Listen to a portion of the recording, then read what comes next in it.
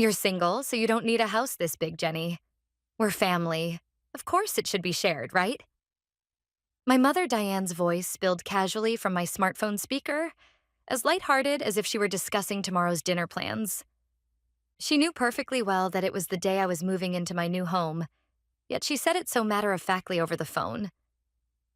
An hour earlier, I had pulled my car up in front of the long-awaited glass-walled mansion perched on the slopes of Oakwood Hills.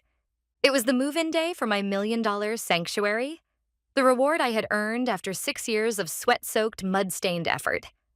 Normally, this should have been a radiant moment. The moving truck arriving with my belongings, the symbolic start of a new chapter in my life.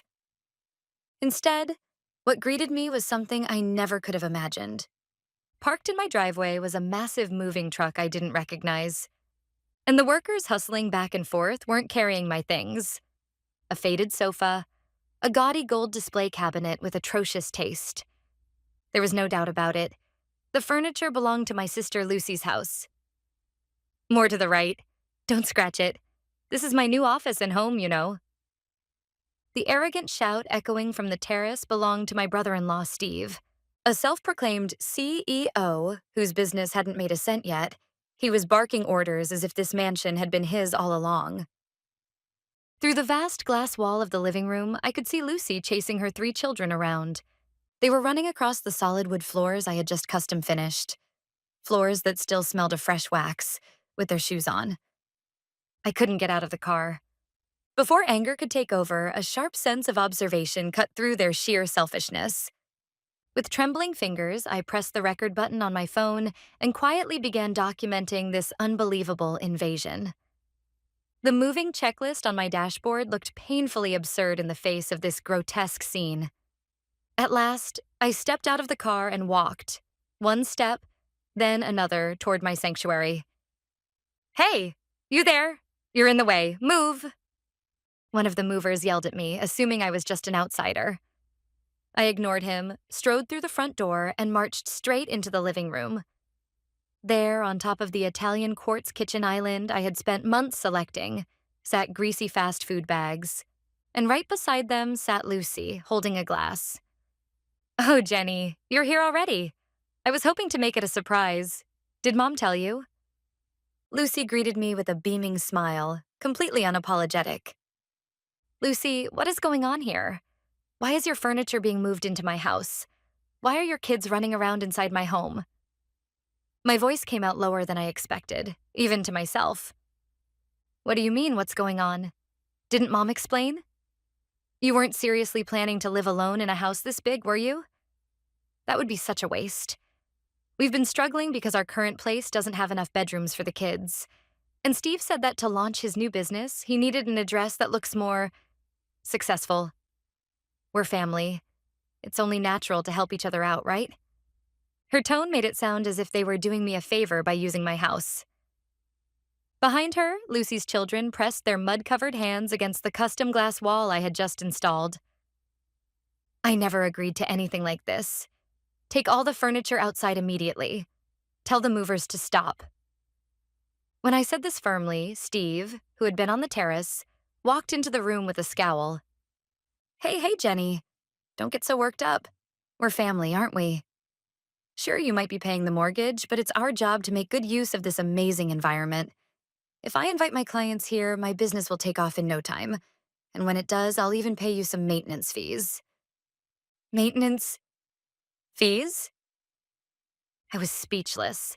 The $1 million I had earned by working without sleep, being yelled at by male workers on construction sites, and clawing my way up 1 cent at a time. To them, it was nothing more than a prop for their business. They didn't see me as a person at all. I was just a convenient wallet, a provider of empty rooms. Steve didn't seem to realize how shameless his words were. If anything, he looked smug, as though he were generously offering me a benefit. As I stood frozen in the center of the living room, movers passed by carrying a massive refrigerator. It was an old, battered model from Lucy's house. Watching it come dangerously close to scraping my custom kitchen cabinets, I finally broke my silence. "Lucy, Steve, how did you even get into this house in the first place? I locked the front door myself last night, right after I received the keys from the realtor. At my question, Lucy stopped giving instructions to the movers and smiled, a triumphant smile tinged with unmistakable contempt. She pulled a single key from her pocket, dangling from a familiar keychain, and deliberately waved it in front of my eyes. This key? I got it from Mom. She said, Jenny is so busy with work that she probably won't have time to prepare for the move. So you, her family, should go in first and get the house ready for living. It felt like I'd been struck in the head with a blunt object. That key was the one I had reluctantly handed over to my mother a few weeks earlier, after she had persistently begged for it. So I can help clean when you're not home and water your plants, she had said, practically forcing me to give her a spare key. I never imagined she would hand it straight to my sister and her husband, and use it to let them occupy my house before me, on the very day I was supposed to move in. With shaking hands, I pulled out my phone and called my mother immediately. The call didn't even ring twice before she picked up, her cheerful voice filling the speaker. Oh, Jenny, have you arrived at your new place already? Lucy and her family should be there helping you out. Surprised? Surprised? Why did you give Lucy the key to my house? They're moving their furniture in without my permission. Make them stop right now. At what was almost a scream of protest, my mother's tone instantly shifted into that of a parent lecturing a stubborn child. Jenny, calm down. You really only think about yourself, don't you? You don't need a house that big. Just maintaining it will be a burden. Lucy has 3 children, and Steve's new business needs a respectable address to attract investors. This is a chance for the whole family. It's incredibly selfish of you to monopolize that house all by yourself. Business? Have you forgotten how many times Lucy and Steve have failed before? And how much of your retirement savings they burned through? The crypto crash. That fancy restaurant that went bankrupt. Every single time you asked me to pitch in too, didn't you? When I said that, Steve, who had been listening nearby, turned bright red. He pointed a finger at me and cut in aggressively. Hey, don't drag up the past. That was just the market behaving unpredictably. It had nothing to do with my abilities. This time is different. My AI consulting business is already catching the attention of Silicon Valley investors. I can't meet them using some rundown rental apartment address. I need the Oakwood Hills brand. Lucy stepped forward as well, as if to back him up. That's right, Jenny. Sharing this house is your natural duty as a family member. More than half the truck is already unloaded, and we've started the kids' school transfer paperwork. What are you talking about? This is my house. I paid for it. No, Jenny. Even the money you earned ultimately comes from the fact that we raised you and paid for your education. That means your assets are the family's assets too. Lucy and Steve are already preparing to give up their current house.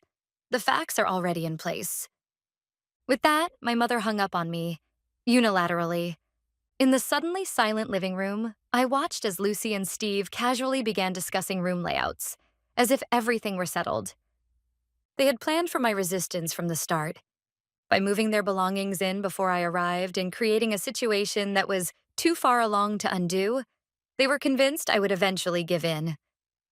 This was the final form of the exploitation they had subjected me to for years, unfolding right in front of my eyes. My job as a landscape architect is not the elegant profession people imagine, planting pretty flowers in neat beds. My battlefield has always been construction sites, mud, dust, and towering heavy machinery. In male-dominated environments, every time I completed a difficult project, my hands grew rougher, the dirt beneath my nails permanently ingrained. I never took vacations. I never bought designer clothes. I saved every cent, every dollar as funds to buy back my freedom. And what about Lucy and Steve, who labeled my success as surplus family money? Steve called himself a visionary entrepreneur, but in reality, he was a massive vacuum cleaner, endlessly sucking up his in-laws' retirement savings. A few years ago, he poured tens of thousands of dollars into next-generation cryptocurrency mining. Then he opened an ultimate luxury vegan restaurant, which shut down after just 3 months. Each time my mother called me. Jenny, you have money, don't you? Lucy and Steve are just struggling with cash flow temporarily. Helping them is a natural investment for family. Once Steve succeeds, he'll pay you back many times over. My father's retirement money, saved over decades of work, was steadily drained away for their reckless dreams, and now my parents' savings were nearly gone. And yet, in their eyes, the successful daughter who worked hard and lived responsibly was worth less than the glamorous eldest daughter and son-in-law who dreamed big and failed repeatedly. I was always the safety net of the family. Jenny is doing fine, but Lucy and Steve need us. That twisted form of love had cornered me for years. They never celebrated my independence. Instead, they resented it, seeing my owning a home and breaking free from their control as a betrayal of the family or hoarding assets. Buying the house in Oakwood Hills wasn't just a real estate purchase. It was the biggest gamble of my life, a permanent escape from their ecosystem of exploitation. Hey, Jenny, are you listening? Lucy's voice pulled me back to reality. She tapped the custom quartz counter I had just installed with her dirty fingers. I think this space would be perfect for the kids' homework desks. You can just move your work equipment to the basement storage room, right? At that moment, the final switch inside my mind quietly flipped. They probably didn't notice the faint upward curve at the corners of my lips. They were convinced I was standing there in shock, frozen, and that a single phone call from my mother had been enough to make me submit. Lucy was cheerfully discussing furniture placement with Steve, while Steve was already lounging in the bedroom he planned to turn into his CEO suite, gazing smugly out the window. But what I had learned over the past 6 years wasn't just how to work with soil and create beautiful landscapes. I had learned a far colder discipline: always assume the worst, and build multiple layers of legal defense. In fact, a few weeks before the purchase of this house was finalized, when my mother showed up at my apartment and relentlessly asked for a spare key, saying, "I just want to help clean when you're not home," alarms were already blaring in my head. I knew her patterns well. If I refused, she would cry and accuse me of not trusting family. If I stood my ground, she would tell every relative that I was a selfish, willful single woman. That was precisely why I smiled and said, "All right, Mom, that would be a big help," and handed her a key. But that key was not just a key. That very same day, I visited the office of a highly skilled attorney specializing in property law, Peter Morgan. "Mr. Morgan, there is a possibility that my family will attempt to occupy my new home against my will. If that happens, I intend to show zero leniency. Please prepare a formal trespass warning and immediate eviction order in advance." I provided copies of the deed bearing only my name, bank statements proving the property had been paid for entirely with my own funds, and a signed affidavit clearly stating that no one else was permitted to enter the property under any circumstances. At that moment, that heavy envelope was sitting inside the bag slung over my shoulder. "Hey, Jenny, are you listening? Steve says we should order catering tonight. We need to throw a little housewarming party, right? You'll cover the bill, of course. It's a move-in celebration."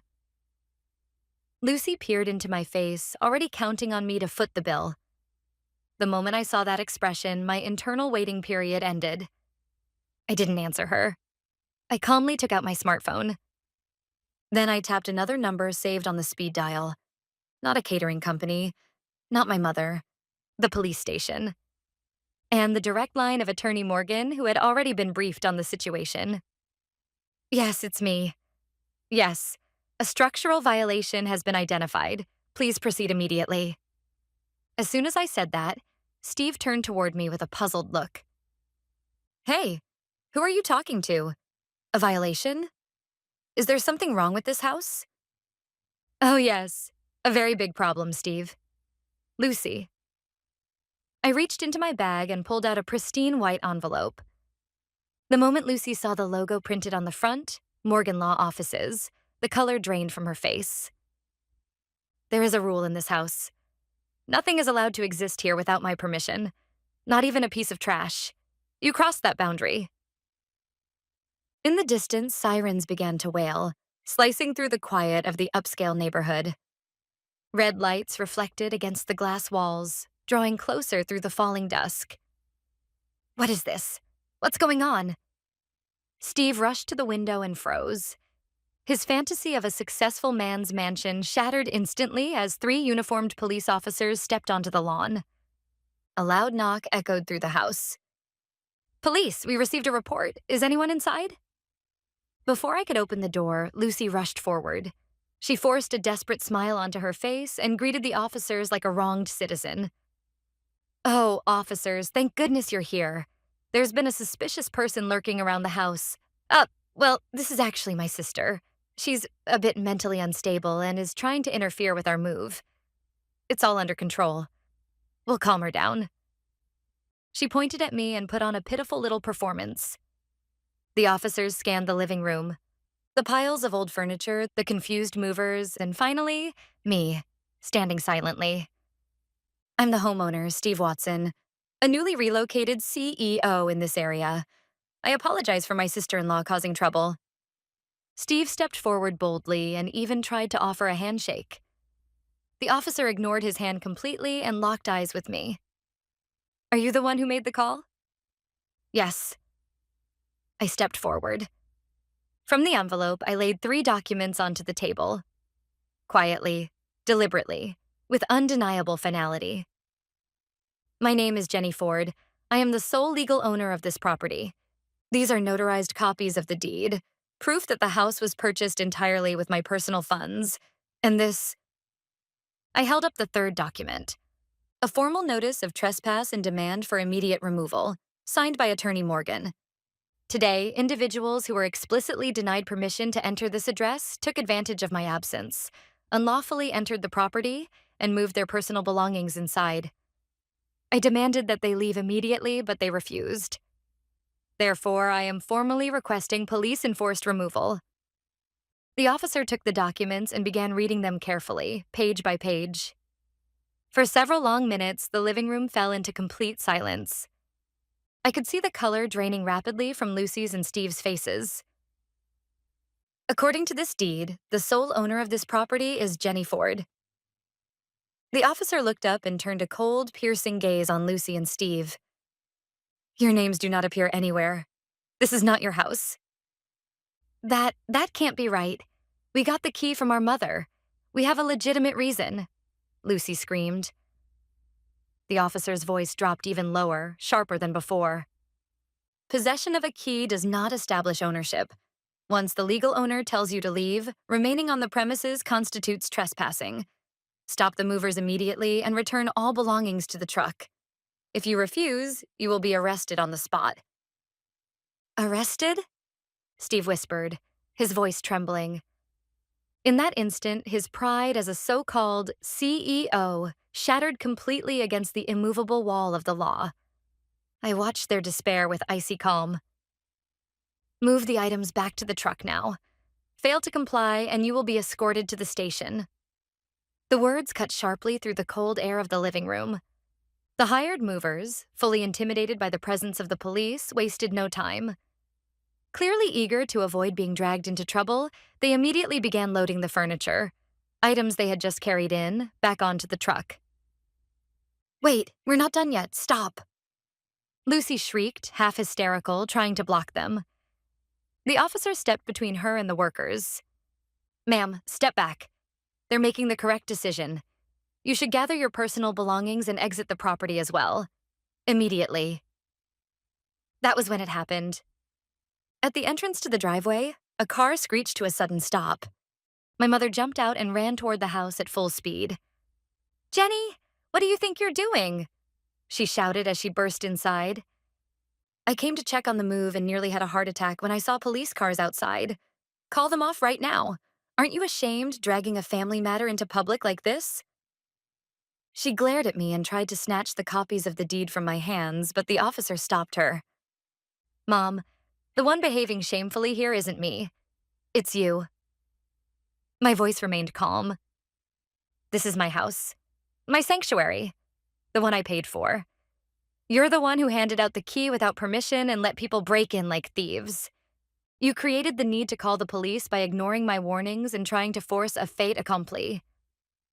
Thieves? How dare you speak to your own mother like that? She then turned to the officers. Plastering on the refined smile she had perfected over decades, she tried to take control with practiced charm. Officers, I'm terribly sorry. My daughter is under a lot of stress from work and isn't thinking clearly. This house was planned for our family's future. She purchased it on our behalf, but in reality, it belongs to all of us. I'm the one who holds the key legitimately. The officer didn't so much as twitch an eyebrow. Ma'am, these documents list only one owner, Jenny Ford. And the owner herself has explicitly stated that she does not permit entry. No matter who you gave the key to, or why, that does not override legal ownership. All furniture currently inside this property constitutes evidence of unlawful occupation. Remove it immediately. That's impossible. You're lying. Jenny, call your father. He won't allow this. My mother's voice cracked into a shrill scream, echoing through the open windows and across the quiet luxury neighborhood. I could see neighbors peering through curtains, watching from their immaculate homes. Officer, please, just wait a little longer. Taking everything out like this is humiliating. The neighbors are all watching. Lucy yelled, her face burning red.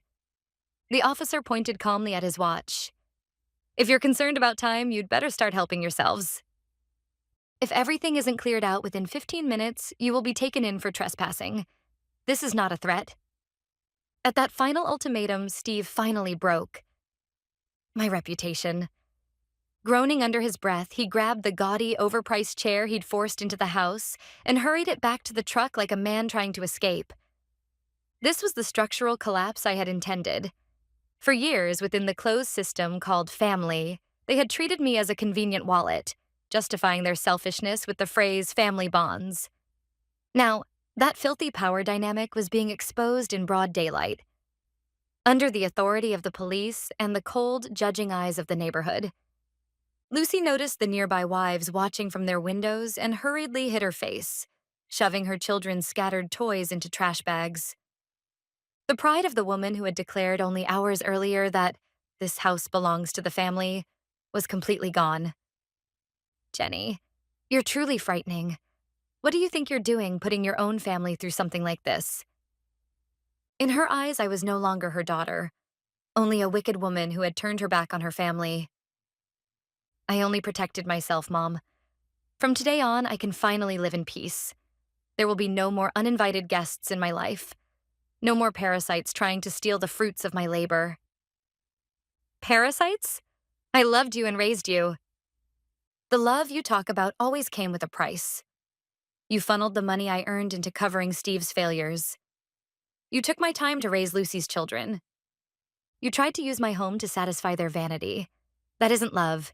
It's exploitation. And there will be no more exploiting me. I pulled another document from my bag and held it out in front of her. This is a draft of a no-contact order issued through Attorney Morgan addressed to all of you. It will be formally served tomorrow. If any of you set foot on my property again or harass me by phone or message even once, I will take immediate legal action. This is your final warning. My mother stared at the paper in disbelief, her strength draining away as if she might collapse on the spot. The last box was loaded onto the truck, and the rear gate slammed shut with a harsh metallic bang. Steve and Lucy didn't even have the dignity to hurl a final insult. They climbed into their car and drove off. True silence finally settled over the house. Then my phone began to vibrate violently in my hand. The screen read, Dad. Jenny, have you lost your mind? Calling the police on your own sister and her young children? You're the lowest of the low. The story that you sold out your family to the police has already spread through the relatives. Call Lucy back right now and apologize. It was a declaration of exile and a threat, wielding the weapon he believed I feared most. Public opinion. The old me would have been consumed by burning guilt. Instead, I exhaled slowly and began to move my fingers. I blocked every single family contact. A few days later, the physical defenses were complete as well. All recovered spare keys were destroyed. At the front door, I installed a top-tier biometric security system. Only my fingerprint and my iris could grant access to this sanctuary. Through Attorney Morgan, I formally served every family member with a legally binding no-contact order. If any of them set foot on my property again, they would be arrested on the spot. No loopholes, no escape. Months passed. Through relatives, I heard how things had turned out. Lucy and Steve, the couple who had tried to force their way into my home by creating a fait accompli, were being crammed into a rundown, cheap apartment on the outskirts of town. Steve's next generation business collapsed completely after word spread among investors that he had caused a police incident in an upscale neighborhood. My parents, too, reaped what they had sown. After years of sacrificing one daughter for the sake of others, they were isolated in their community, whispered about as parents who had been disgraced by the very daughter they exploited. As for me, I now live in my $1 million sanctuary with my beloved dog, Max. The foundation of my life will never shake again. I no longer need to carve pieces out of myself to meet other people's expectations. I no longer need to sacrifice my resources to repair a broken family. A massive glass wall stretched from the floor to the ceiling. Every inch of this clear, open view is proof of the freedom I claimed with my own hands.